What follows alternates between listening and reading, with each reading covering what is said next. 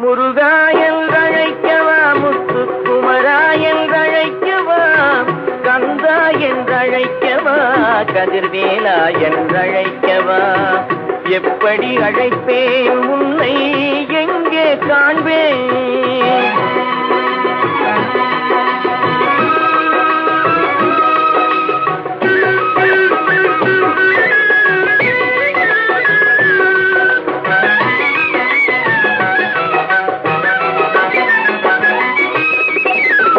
ஆறுபடை வீடெங்கும் தேடி வந்தேனப்பா, அங்கெங்கும்